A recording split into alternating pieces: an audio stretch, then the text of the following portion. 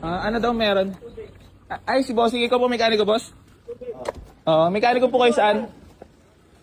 Tay. Nag-overheat po ba? Hindi siya nag-overheat. Baka lagi mo.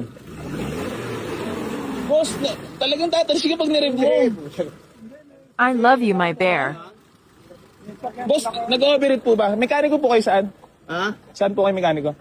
Mga tourist bus pa nga, hawak ko dati. Tourist bus, mga diesel po. Pati gasolina. Nag-overheat na po ba to? Hindi nga mag-overheat kasi hindi naman nagamit kahapon. Boss, kahit dali natin bagyo, tingnan natin kung mag-overheat, sama pa ako. Nagpa-pound na gaano. Hindi nga po, sama nga tayo, titingnan natin kung mag-overheat eh. Boss, boss, hindi naman ganyan ang tamang pag-rev niyan. I-rev mo nga lang na, ano? Dar, ano ba to, Dar?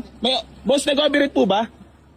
Hindi nga nagamit, Brad. Kaya hindi mag-overheat. Kaya nga po, sama po tayo, bagyo tayo ngayon. Tara, kahit Bicol. Tingnan po natin kung mag-overheat po. Kaya nga, bubula-bula pati ang... Boss, kapag nagganyan po, pwede naman yung linisin lang, boss. At hindi naman overheat agad po yung ganyan. Mekaniko po ba kayo ng ano? Boss, ang ganda ng circulator.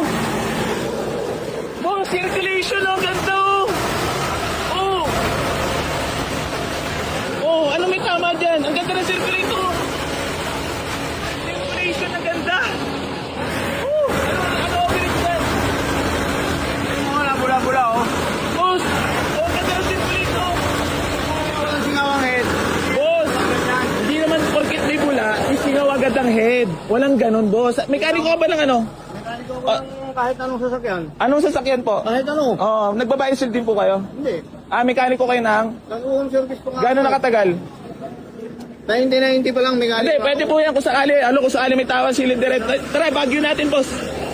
Boss, napagad ang circulation, no? Hindi po, sinasabi ko lang po sa inyo kasi matagal na ako, boss. Eto, kahit i-vlog natin, i-videoan natin, na wala pong tama yan.